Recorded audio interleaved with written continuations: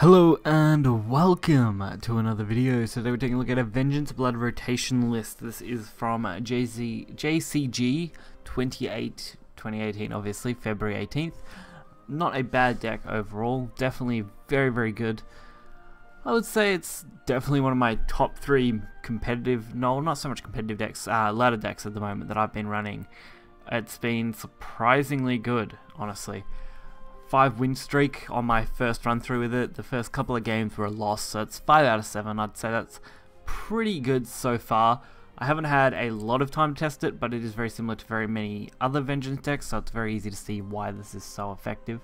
One Demonic Storm, I haven't actually used at all, but definitely a good option to have a board clear that can potentially give you lethal. Everything else I've actually had a go of, so it's really solid. We've seen the double Hungering Hordes be super effective against a lot of swarm decks, which are great, especially against something like Forest, which is becoming more and more common.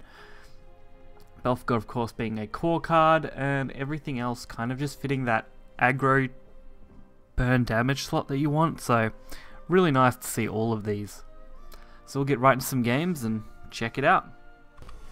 So for how quick these games are, we're going to go through them basically, you know, at normal speed, but we may be able to cover more than I normally would games-wise because these are very quick. This deck can be very aggressive and can easily close out games within the first 5 to 6 turns, no problem at all. And the games that do go a bit longer aren't usually much longer. Usually you are winning well before turn 10. And even if you're not, you've got some good options to go and drag your opponent into a slightly more late game where you can just kind of dig for your burn damage and target damage. So of course Dark Airjammer and stuff like that are super good with a bunch of 2-drops. Urius also on curve is all really a solid card. Being able to score that onto a board, very good. Our opponent didn't actually play anything, which was really surprising. It did help in this first matchup. This was the, I think the 3rd game I played, so the first win of our 5-win streak. Being able to just play this out very easily was no problem, but honestly Dragon wouldn't have done much other than maybe ramp once in this time, other than play a follower, so really this is a pretty normal Dragon kind of game where you could just roll them very quickly. The only difference is they didn't have a chance to get a decent ramp, so that is a very nice edge to have at this point in the game. But we do get the ping, which is great. The best thing they can do here is remove 2 followers, and even doing that you're still taking 5 more damage this turn, which is pretty crazy when you think about it. Going from 12 right down to 7 on turn 5 with more board flood is just so dangerous as a Dragon player. You don't want to be dropping that low, especially when you haven't played anything too stable yet, like Sybils and stuff. Which, even if we had saw a Sybil, we wouldn't have seen it until this turn anyway. Good for me though, Breath of the Salamander basically using forced removal. They would have loved that last turn. I think them not drawing ramp really did help, of course, in this match in particular. I can't say that wasn't a factor, but it definitely did help. So I could freely play Belf without really any issue, mainly aiming for that Emeralda. I mean, Dragon isn't going to play anything turn 6 that could interrupt my turn, so really just solid. So that first game, over pretty reasonably. Of course the Dragon didn't have a perfect hand, but I had a very average hand myself for this blood deck. I mean, being able to pull off that kind of blood plays are pretty normal, so we do get to see the Demonic Storm here, but keeping it is not something you tend to want to do in your opener. You're really looking for those early game cards, especially things like Goblin, which you can use early. Being able to use that as a trade material is really quite valuable, so throwing those to the board early is great. Especially in a Shadow matchup where you're expecting a lot of 1 health, 1/1 followers. Although Belinus is something to watch out for and can drag your games out a little bit. So opponent does end up with the Belinus, like I said, a little bit of an annoying card. Not too bad though, especially when we have Hungering Horde. Sometimes it's better to hold Hungering Horde, other times you just want to play it and ping as much damage as you can, and when you've got 3 goblins on board and they're only going into turn 3, this is your turn to just swing to face as much as you can. We also get the Belf, which is really interesting. I mean, being able to play that on curve, of course, always helps. But I think in this situation it was really optimal to be able to play it, because we do have the double Blood Drinkers brand and Urias now, which is great.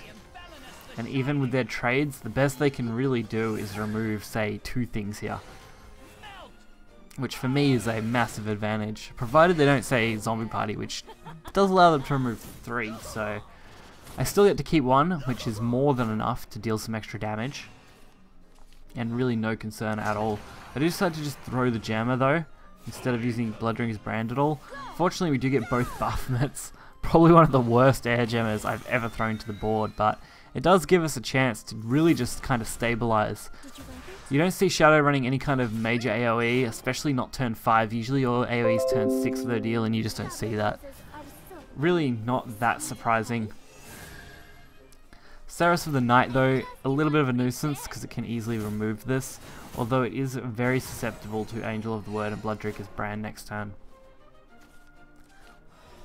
And drawing that Emeralda is just great. That's going to be perfect use on the next turn. Especially since we dealt so much damage this turn, the Emeralda next for 6 damage means we only need to stick 3 damage total here, which should be very, very easy with a full board. And they're going to be forced to trade into something. So luckily they were forced to at least use something. It did waste 2 of their play points. Again, they've wasted a little bit more. They're not going to be able to remove any more than this with what they've got.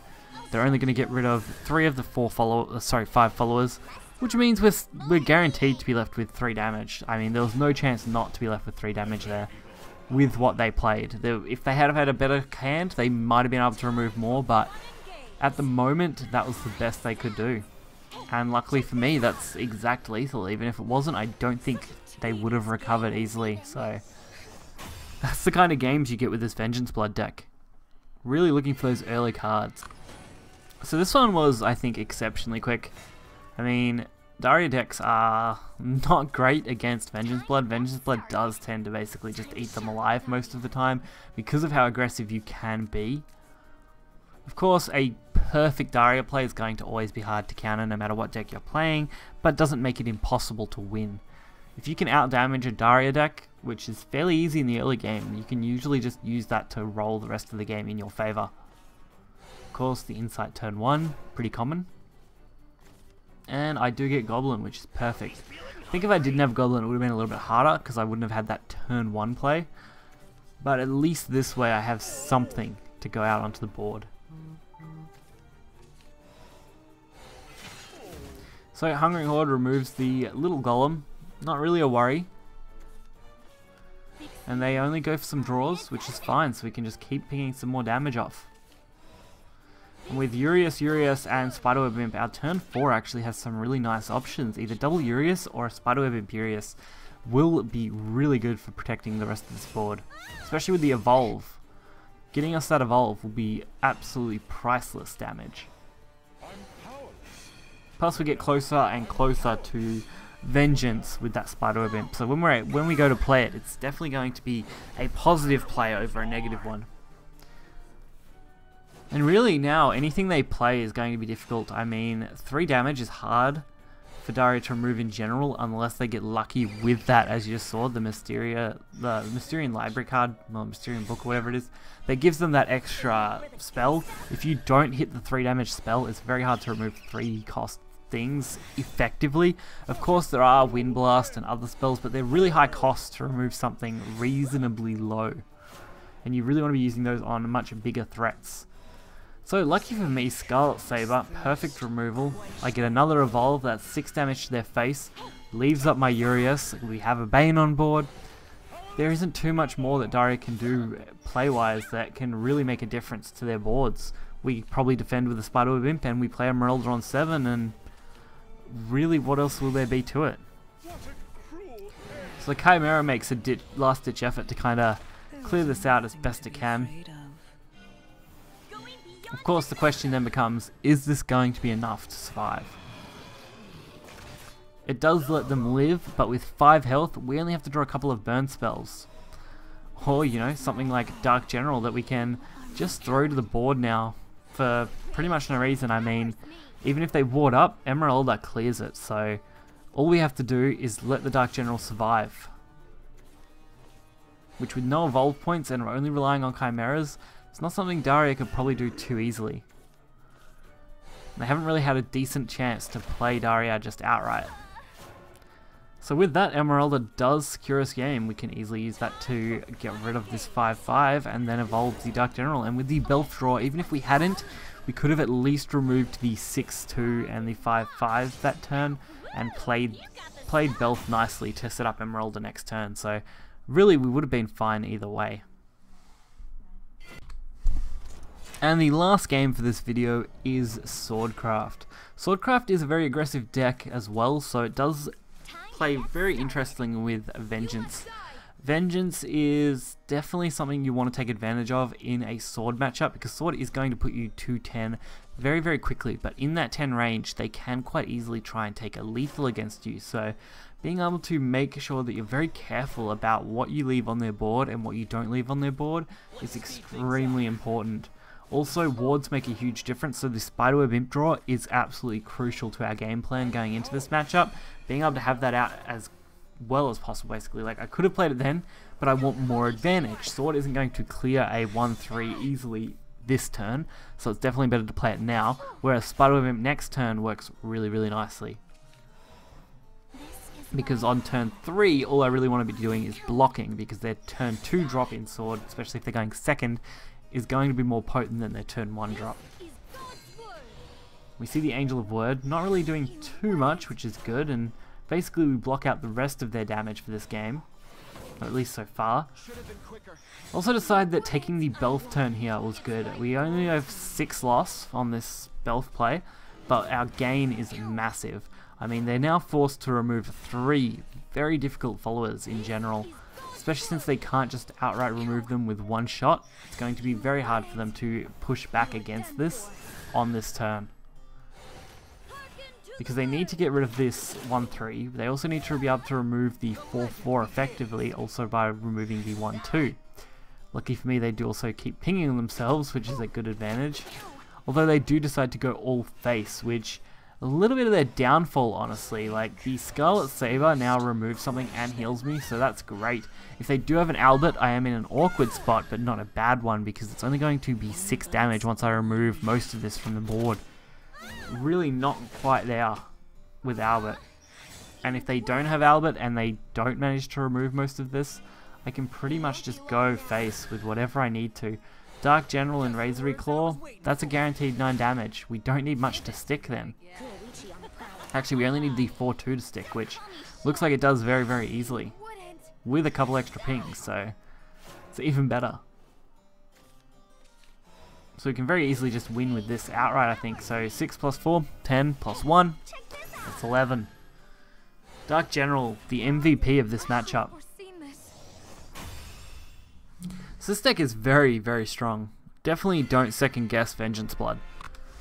So in closing for this video, I want to say that Vengeance Blood is extremely powerful. You don't want to underestimate it, as I just mentioned. You also want to make sure you're playing a more aggressive game most of the time. I can't think of any matchup where I've actually wanted to play more control or mid-range orientated. I've always wanted to push that aggression, especially since you're topping out at 6 and 7, where you just want to win. So this deck is relatively cheap, with only 3 Belfs being the core. You really don't need anything else too crazy, which is great. Most of your other cards are silver or bronze, with only the Emeraldas being your gold. So very, very easy deck to build. I mean, Belf is also in a pre-built deck, so you could very easily get that, and everything else is just very, very easy to obtain. So hopefully you guys enjoyed this video. Make sure to hit that like button and subscribe. As always, you will find this deck list in the description below, and I will catch you guys next time. See ya.